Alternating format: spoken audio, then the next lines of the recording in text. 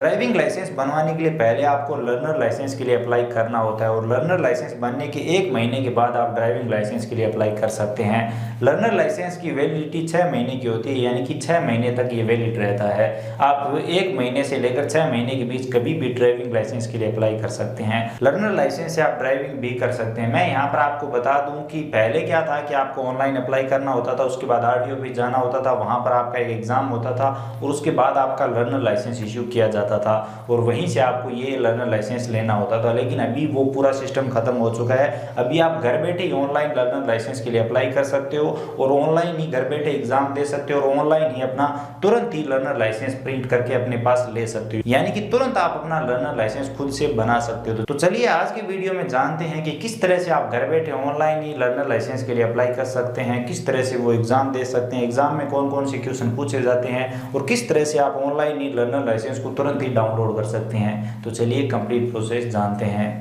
इसके लिए सबसे पहले आप अपने फ़ोन या कंप्यूटर में कोई भी ब्राउज़र ओपन करेंगे, गूगल पे परिवहन लिख के सर्च करेंगे। सबसे ऊपर जो वेबसाइट आ रही है इस वेबसाइट को आप ओपन कर लेंगे। यहाँ पर ऑनलाइन सर्विसेज में आएंगे और ड्राइविंग लाइसेंस रिलेटेड सर्विसेज पे क्लिक करेंगे।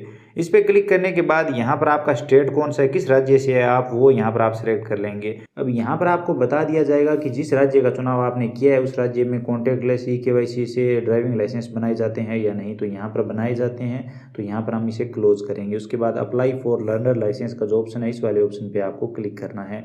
इस ऑप्शन पे क्लिक करने के बाद यहाँ पर लाइसेंस के अलग अलग स्टेप बताए जा रहे हैं, जैसे कि पहले आपको एप्लीकेशन डिटेल भरनी होगी, डॉक्यूमेंट अपलोड करने होंगे, लेकिन हम ई-केवाईसी के माध्यम से बनाएंगे तो डॉक्यूमेंट अपलोड करने की जरूरत नहीं है। फोटो और सिग्नेचर अपलोड करने के लिए यहाँ पर बोला जा रहा है, लेकिन अगर आप आधार केवाईसी से बनाएंगे तो सिर्फ आपको सिग्नेचर ही अपलोड करने होंगे।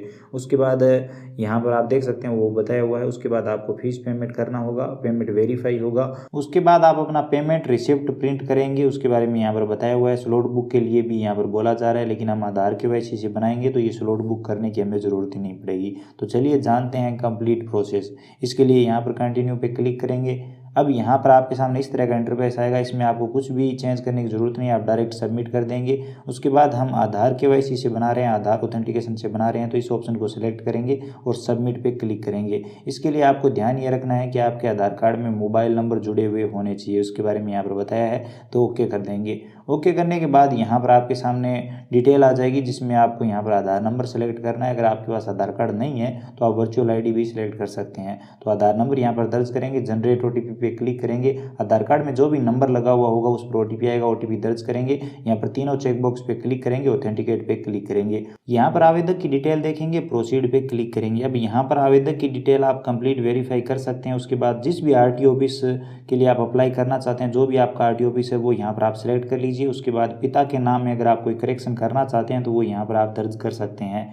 उसके बाद जन्म स्थान कौन सा है वो यहाँ पर आप दर्ज करेंगे। उसके बाद एजुकेशन कितनी कर रखी है आवेदक ने, कितनी तक पढ़ाई कर रखी है, वो यहाँ पर आपको सिलेक्ट करना है, यानी कि क्वालिफिकेशन क्या है वो यहाँ पर आप अपने हिसाब से सिलेक्ट कर लीजिए। तो हम यहाँ पर graduate in non medical science select कर लेते हैं। उसके बाद यहाँ पर लैंडलाइन नंबर है तो आप दर्ज कर सकते हो, नहीं तो ये कोई ज़रूरी नहीं है, ऑप्शनल है। ईमेल आईडी भी आप चाहें तो दर्ज कर सकते हैं, नहीं तो ऑप्शनल है, कोई ज़रूरी नहीं है। यहाँ पर आपको वो मोबाइल नंबर दर्ज करने हैं जो आधार कार्ड में लगे हुए हैं। आधार कार्ड में रजिस्टर मोबाइल नंबर यहाँ पर दर्ज करेंगे।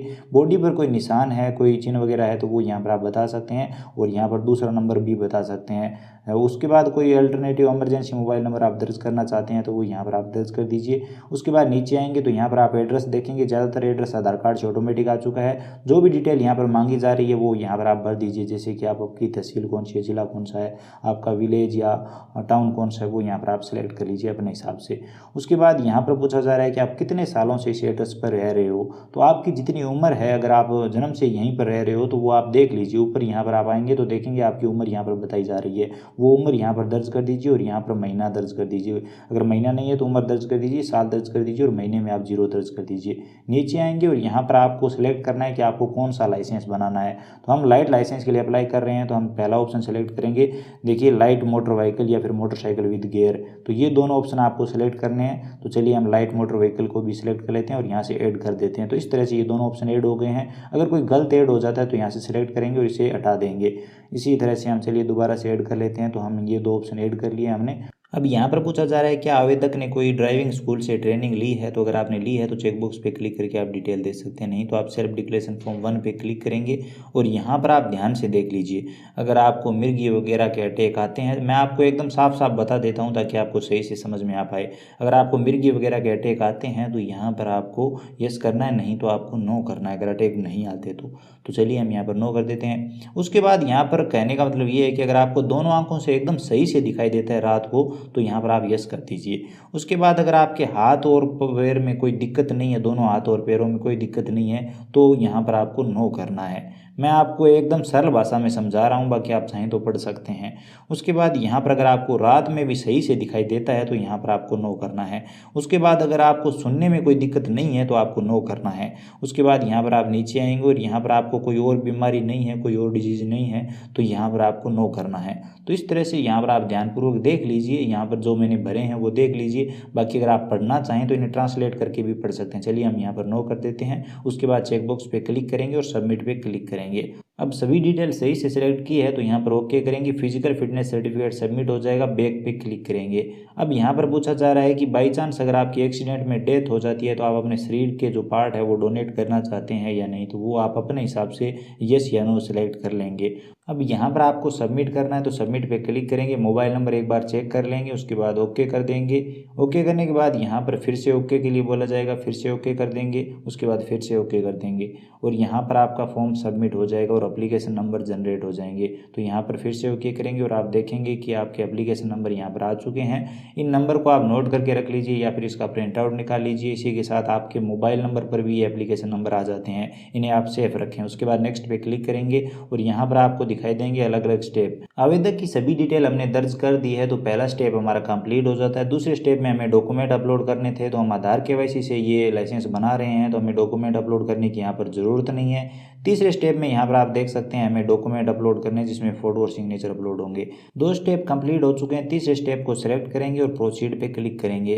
उसके बाद यहाँ पर आप देख सकते हैं फोटो आधार कार्ड से ऑटोमेटिक आ चुका है। सिग्नेचर अपलोड करने हैं तो यहाँ पर ब्राउज पे क्लिक करेंगे और सिग्नेचर को सिलेक्ट कर लेंगे।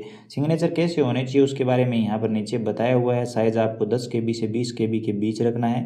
JPG फॉर्मेट में आसानी से आप सिग्नेचर अपलोड कर सकते हैं। तो चलिए हम यहाँ पर सिग्नेचर को अटैच करते हैं। इसके लिए आप ब्राउज पे क्लिक करेंगे और सिग्नेचर को सिलेक्ट कर लेंगे जहाँ पर भी आपने स्कैन करके रखा है। उसके बाद अपलोड पे क्लिक करेंगे और यहाँ पर सिग्नेचर आ जाएंगे। आप देख सकते हैं इस तरह से सिग्नेचर अपलोड हो जाएंगे। उसके बाद सेव फोटो एंड सिग्नेचर पे क्लिक करेंगे और यहाँ पर ओके करेंगे। फोटो और सिग्नेचर सक्सेसफुली सेव हो जाएंगे। नेक्स्ट पे क्लिक करेंगे। अब ये स्टेप भी हमारा कंप्लीट हो चुका है। फोटो और सिग्नेचर सेव हो चुके हैं, अपलोड हो चुके हैं। अब हमें फीस पेमेंट करनी है, उसके लिए हम चौथे स्टेप को कंप्लीट करेंगे। इसके लिए हम यहाँ पर चौथे को सिलेक्ट करेंगे और प्रोसीड पे क्लिक करेंगे।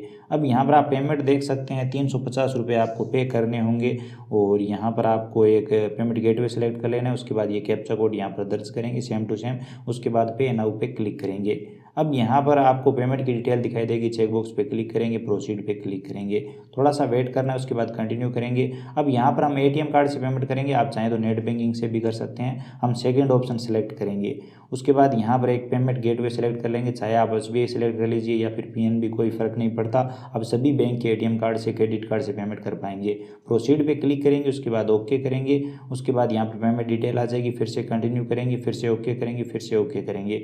उसके बाद यहाँ पर पेमेंट गेटवे आ चुका है, उसमें आप यहाँ पर डेबिट कार्ड, क्रेडिट कार्ड से पेमेंट कर सकते हैं, इंटरनेट बैंकिंग से पेमेंट कर सकते हैं, भीम UPI वॉलेट से पेमेंट कर सकते हैं। तो ये सभी आपको ऑप्शन यहाँ पर देखने को मिल जाते हैं। तो हम यहाँ पर कार्ड नंबर दर्ज करेंगे, expiry month, expiry year select करेंगे, कार्ड पे जो भी CVV नंबर है वो दर्ज करेंगे, कार्ड होल्डर का नाम दर्ज करेंगे, पे नाउ पे क्लिक करेंगे।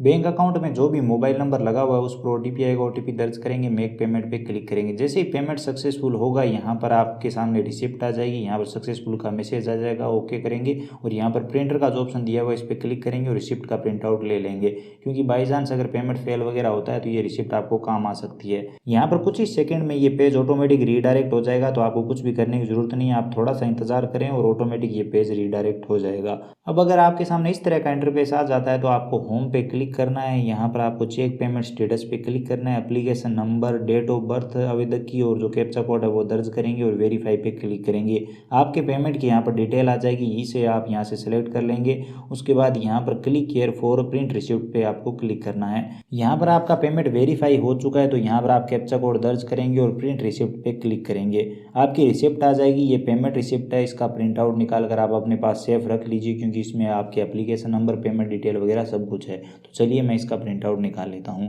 उसके बाद आपको फिर से होम पेज पे आना है, एप्लीकेशन स्टेटस पे क्लिक करना है। यहाँ पर कुछ बेसिक डिटेल दर्ज करनी है, जिसमें आपको आपके एप्लीकेशन नंबर दर्ज कर देने हैं। तो चलिए मैं नंबर दर्ज कर देता हूँ। उसके बाद जो भी डेट ऑफ बर्थ है वो सिलेक्ट कर लीजिए, कैप्चा कोड यहाँ पर दर्ज करेंगे और सबमिट पे क्लिक करेंगे। यहाँ पर आप देखेंगे कि फॉर्म का प्रिंट आउट वगैरह सबका ऑप्शन आ चुका है। आप चाहे तो प्रिंट आउट निकाल सकते हैं, नहीं तो ये कोई ज़रूरी नहीं है। अब यहाँ पर आप देख सकते हैं सारे स्टेप यहाँ पर कंप्लीट हो चुके हैं। तो अब आपको क्या करना है, अब आपके फ़ोन पर एक इस तरह का SMS आएगा, जिसमें आपको आपके पासवर्ड मिल जाएंगे। इस पासवर्ड से आप ऑनलाइन एग्ज़ाम दे सकेंगे। और यहाँ पर मैं आपको बता दूं कि एग्ज़ाम देने के लिए आपको कहीं जाने की ज़रूरत नहीं है। आप घर बैठे ऑनलाइन ही अपना एग्ज़ाम दे सकेंगे। एग्ज़ाम कैसे देना है, किस तरह के क्वेश्चन आते हैं, वो अगले वीडियो में मैं आपको कंप्लीट डिटेल में दिखाने वाला हूँ। इस वीडियो में ज़रूर दिखाता, लेकिन वीडियो काफ़ी लंबा हो रहा है, तो दूसरे पार्ट में हम आगे का प्रोसेस जानेंगे।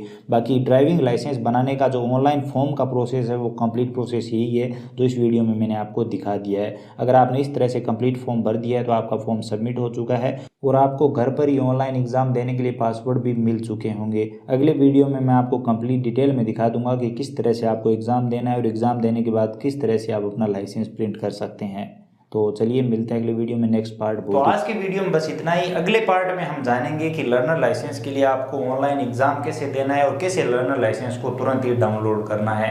तो चैनल पर बने रहिए। वीडियो अगर पसंद आया है तो लाइक करिए, शेयर करिए। चैनल पर नए हो तो प्लीज़ सब्सक्राइब कर लीजिए, बेल आइकन प्रेस कर दीजिए ताकि हर वीडियो आपको सबसे पहले मिल सके। इसी के साथ मैं आपको ये भी बता दूँ कि लर्नर लाइसेंस बनने के बाद 1 महीने के बाद ड्राइविंग लाइसेंस के लिए आपको कैसे अप्लाई करना है और ड्राइविंग लाइसेंस का पूरा प्रोसेस क्या होगा आज की डेट में, वो मैं आपको इसी चैनल पर दिखाने वाला हूं। तो चैनल के साथ जुड़े रहिए। चलिए मिलते हैं अगली वीडियो में, तब तक के लिए जय हिंद, वंदे मातरम।